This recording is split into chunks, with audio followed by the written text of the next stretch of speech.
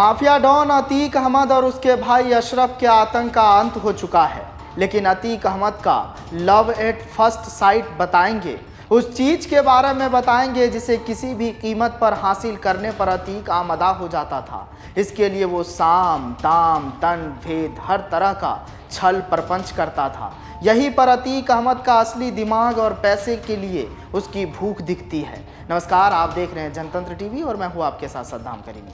एक टांगे वाले का बेटा हजारों करोड़ की संपत्ति का मालिक कैसे बना और कैसे इसके लिए उसने अपनी सांसों से ज़्यादा दुश्मन तैयार कर लिए थे, ये पूरा चक्र बहुत खूंखार है।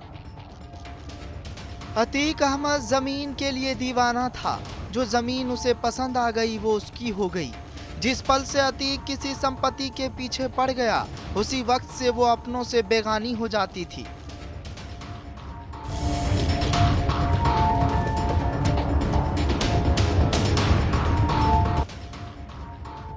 अतीक का लैंड ग्रेबिड सिंडिकेट एक कॉर्पोरेट की तरह रन करता था। इसके लिए अतीक के पास जासूस, मुखबिर, पुलिस अधिकारी और मंत्री थे। वही कुछ लोग कहते हैं कि मुख्यमंत्री भी थे। अतीक संपत्ति के कब्जे में कोई हिंदू मुसलमान नहीं करता था। उसका नारा था मिलो या मिटो। अतीक के लव एट फर्स्ट साइट की कहानी जानिए, जिसमें साइट का मतलब है कोई घर, जमीन या धंधा। अतीक फितरत से अपराधी था। वो सोच समझकर गुनाह करता था। उसके गुनाह में कमाई और मैसेज दोनों होता था। वो सिस्टम को अपने हिसाब से चलाना चाहता था और उसे अपने नेटवर्क पर इतना विश्वास था कि वो सिस्टम को, कानून को अपने आगे कुछ नहीं समझता था। बड़े बड़े काबिल लीडर और जाबाज अधिकारियों को भी अतीक के क्राइम सिंडिकेट के सामने संभल कर चलना पड़ता था। ये बात हमें उत्तर प्रदेश और daredevil IPS Rajesh Pandey की एक बात से पता चली है, जो अतीक के लखनऊ में किए गए गुनाह से जुड़ी है। प्रयागराज रेलवे स्टेशन के आगे इलाके में कभी अतीक का जुर्म बोलता था। इसी रेलवे स्टेशन के पास एक लाश मिली। पूरे शरीर पर जगह जगह नुकीले हथियार के गहरे निशान थे, जैसे किसी ने बार बार जगह जगह वार किया हो। लाश और उसके निशान में अतीक की हॉरर स्टोरी छिपी है, जो नैनी जेल के सुपरिटेंडेंट ने सुनाई।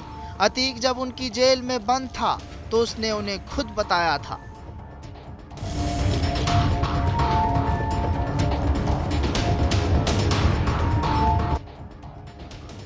लखनऊ के प्रसिद्ध Sanjay Gandhi post graduate medical शोध संस्थान के पास ही वो जमीन है जिस पर अतीक कब्जा करने खुद पहुंच गया था। उस वक्त वो पूर्व विधायक और सांसद था।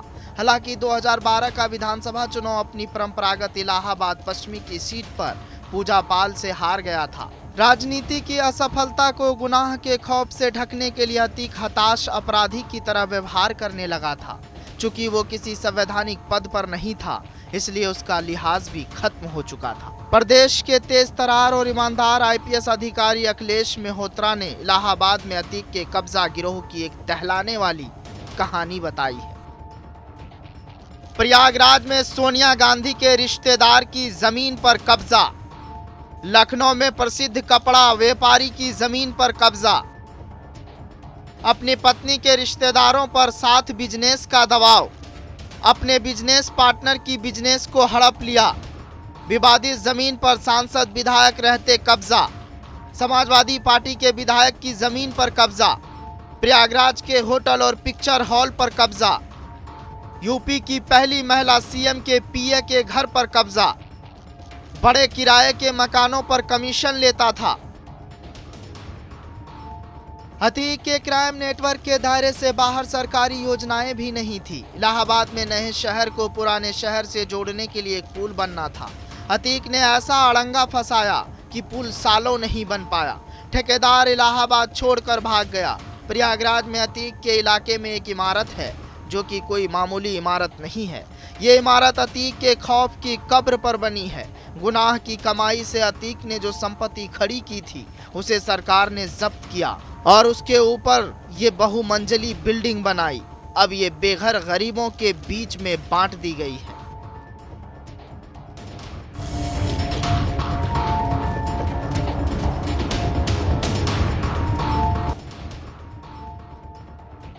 अतीक ने कब्जे का पूरा व्यवस्थित सिस्टम बना रखा था। मंत्री, अधिकारी और संतरी तक इसके इशारे पर काम करते थे। उसने हर जगह पर अपने लोगों को सेट किया था। पैसे की कमाई में उसका सबसे बड़ा रिश्तेदार वही था जो उसे कमा कर दे। अतीक ने सांसद रहते हुए अपनी ही पार्टी के एक नेता की जमीन पर कब्जा कर लिया और ऐसा फ्रॉड किया जिसमें सांसद के नाते मिलने वाली बैंक सुविधा का भी गुनाह की रकम को पार करने के लिए इस्तेमाल किया गया। अतीक ने सांसद रहते हुए ही दिल्ली के पॉश साउथ एक्स पार्ट 2 में एक घर पर कब्जा कर लिया था। 4 लोगों के नाम पर यह साझा संपत्ति थी। बंटवारा नहीं हुआ था, संपत्ति पर विवाद था। एक हिस्सेदार संपत्ति बेचना चाहता था लेकिन सफल नहीं हो पा रहा था, लिहाजा उसने अतीक को जमीन बेच दी। अतीक ने देश की राजधानी दिल्ली में भी अपने हॉरर से लोगों को खौफ से भर दिया। अतीक ने अपने माफिया नेटवर्क को हर तरह से फुल प्रूफ बनाने की कोशिश की थी। सरकार, सिस्टम और आम लोगों को अपने हिसाब से चलाने के लिए किसी भी हद तक जाने को तैयार रहता था। अब जब वो नहीं है, उसकी काली कमाई के नेटवर्क और तरीके पर दरद पर खुलते रहेंगे और इनको नष्ट करने के बाद ही अतीक का असली अंत होगा, वरना अतीक के नाम पर खौफ का व्यापार जारी रहेगा। फिलहाल इस कहानी में आज के लिए बस इतना ही। जनतंत्र टीवी पर खबरों का सिलसिला जारी रहेगा। ब्यूरो रिपोर्ट, जनतंत्र टीवी।